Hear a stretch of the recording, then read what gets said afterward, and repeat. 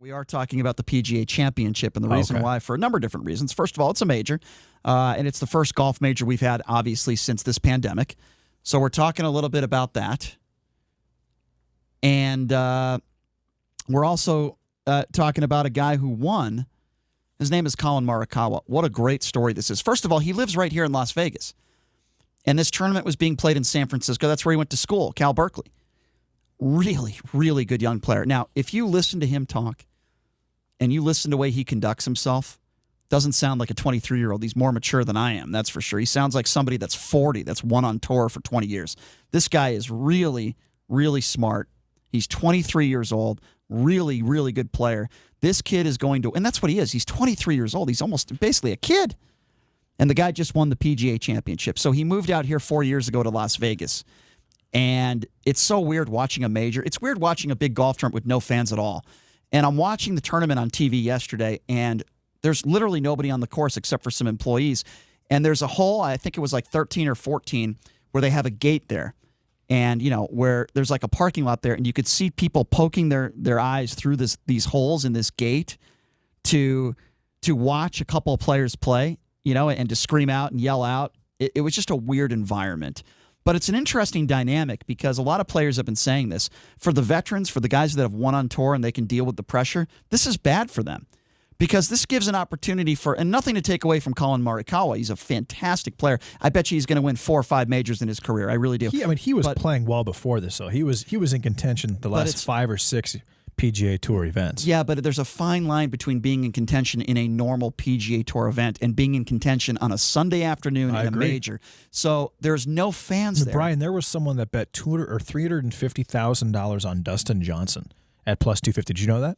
Well, that's an idiotic bet. DraftKings in New Jersey took a $350,000 wager on Dustin Johnson. That's an idiotic cleaned out. I took Collin 10-1 right before the event started, though. Well, listen, Dustin Johnson is a guy, and even his friends like Brooks Koepka have said it, he's a guy that just chokes. Exactly. Okay? He's won 1 major. He's been in contention probably in 20 of them. He always falters on Sunday. And it's not like DJ played horrible. He was, I think, a couple under yesterday, but he went into the round yesterday, I think he was 1 up with the leader by 1. He just made some mistakes. He made some big mistakes in certain spots where you can't make. Like, for example, when you have a 7-iron into a par 5 and 2, you can't hit it in the bunker and make a par. Those are holes you have to make birdies. But Collin Morikawa probably hit one of the best shots I've seen ever on the PGA Tour.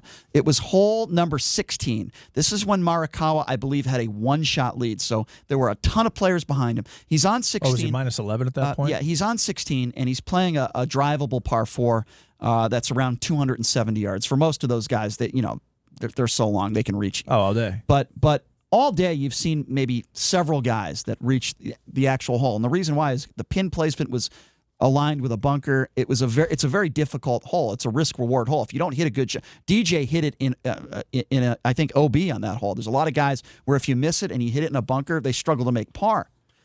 Morikawa has a 1-shot lead on 16. Keep in mind, never been the leader of a major on a Sunday. Never won a major.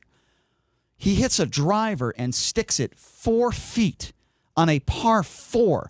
And after he hit that shot, the announcers were saying, well, that's the shot of his career, but that's a shot I'll never forget the rest of my life. A guy like Nick Faldo, who's won several majors, said that. It was really cool to see it, and he made the putt for eagle, and that gave him a 3-shot lead, and he never looked back, and he played well on 17 and 18. DJ struggled. But I just think it's a great, and by the way, Morikawa always plays in the tournament here, Shriners, since he's been a professional. He supports this tournament. I suspect he'll probably be here again this year. But it was really nice to see a really good guy who seems to be well-liked on tour, who has Vegas ties, who lives right here in Las Vegas, 23 years old. I think I'm going to make a prediction right now.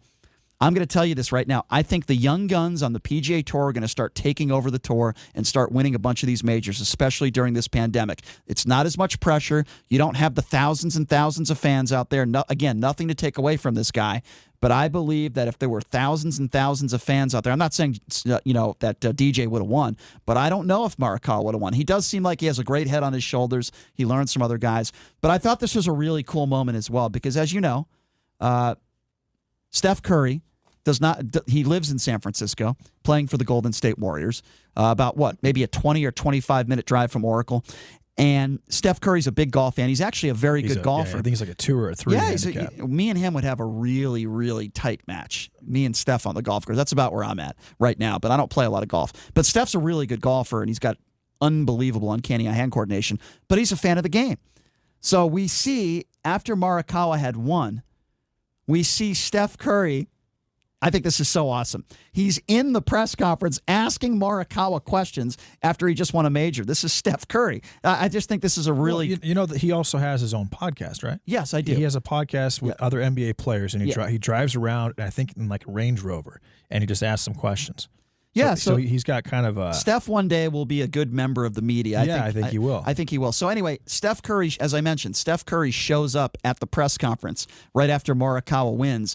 And Steph Curry actually asked a few questions. Have a listen to this. It's kind of cool. I was on 16. Quick follow-up. I'm free for the next 3 months. If you need a caddy or replacement, okay, JJ, I know JJ's a great guy, but if you need me, I'm available. Perfect. I can't wait. I want to see your game. Cam was talking about he played with you at Stonebreak a couple years ago. You upgraded his playing partner status. So yes, 100%. For sure. Congratulations, Thank you, though. Thank you. I Big appreciate time. that. Major champ. Good seeing you, man. All right, let's get to the. See, to me, that's just so cool. That's so cool that you have Steph Curry showing up and making a joke and congratulating him. By the way, when Morikawa says Cam, he's talking about Cameron Champ, who also was in contention yesterday. A guy who hits the ball a mile. Yeah, it was really cool to watch a major. Now, yes, Tiger wasn't in contention. He didn't play very well. But, boy, that leaderboard was incredible yesterday. Brooks Koepka was right there. Justin Rose was right there. You had... Matthew Wolff.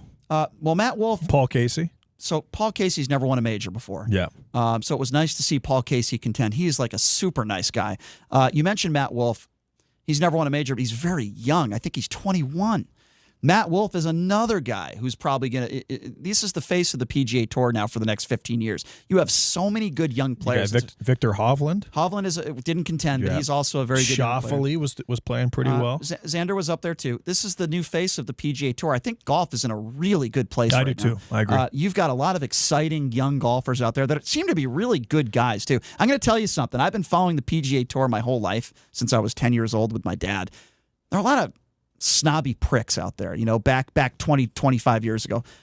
I feel like the new, and this is just my opinion. Who is the snobbiest prick, in your opinion, in PGA Tour history? Oh, boy, there's a lot of them. I don't know. Vijay Singh's really bad. Really? He's just a complete ass. But I've never even seen him talk. The late Hubert Green was known as a complete jerk. There's a lot of guys over the years that are just not very nice people. I remember, because unfortunately I have diabetes, right? I remember a golfer on the PGA Tour who's now on the Seniors Tour. His name is Scott Verplank. Yeah. And it was a practice round, and I was 12 years old. And, he was done with his practice round. There's nobody there. And I go up to him and I say, "Hey, Scott, I'm Brian. I also have diabetes. Can I ask you a few questions? I'd love to talk to you about that." He looks at me, and then he looks at his dad. "Dad, can you handle this?" And he just keeps walking. And I said to myself, what a pretentious jerk. Maybe I caught him on a bad day. There was a lot of guys in the 80s and 90s that had that mentality, the rich, snobby prick, PGA golf snobby mentality. It's the part of golf you're that saying pre-Happy Gilmore. Yeah, Happy Gilmore changed the game of golf. Well, clearly, no, like it was supposed I have to to disagree. do. I have to disagree with that. You know who changed the game of golf? Tiger Woods. Yeah. But while there are still some guys on tour that are snobby a-holes, I see a lot of these younger guys like the Cameron Champs of the world, or the Collin Morikawas, guys like this, who are just really super nice guys. They're really smart. They conduct themselves with class. They're very good with the fans.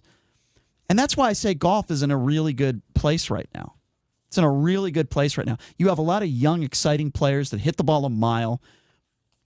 A lot of Ricky Fowlers out there, guys that are cool. Matt Wolff, just a guy that conduct themselves. They're just cool out there, and they smile. They have personalities.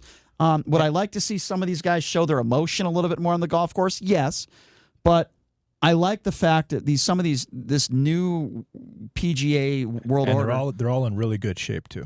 Yeah, they take care of their bodies. It's interesting you brought that up because Collin Morikawa yesterday, or I should say Saturday, when he was in contention, he was interviewed. And he said he learns from the best. He learned from Brooks Koepka how to take care of his body. He's asked questions to Tiger Woods on how do you prepare yourself for a major. Collin Morikawa is one of those guys that learns from other people. He's learned and he's studied other players. And I think that a big factor also was the fact that Collin Morikawa had played this golf course in competitive tournaments like a dozen times. Since he played for Cal Berkeley, good point. He played this golf course a lot. And he's not a big guy. He's like 5'9", 160, 170 pounds. Yeah, he's got such a great game, though. Such a beautiful swing. He's so consistent. And on this type of golf course, you had to hit the ball in the fairway. And but it was a fun tournament. It was nice, I guess, to see an actual major. It was just really weird to see a golf major without fans in attendance. And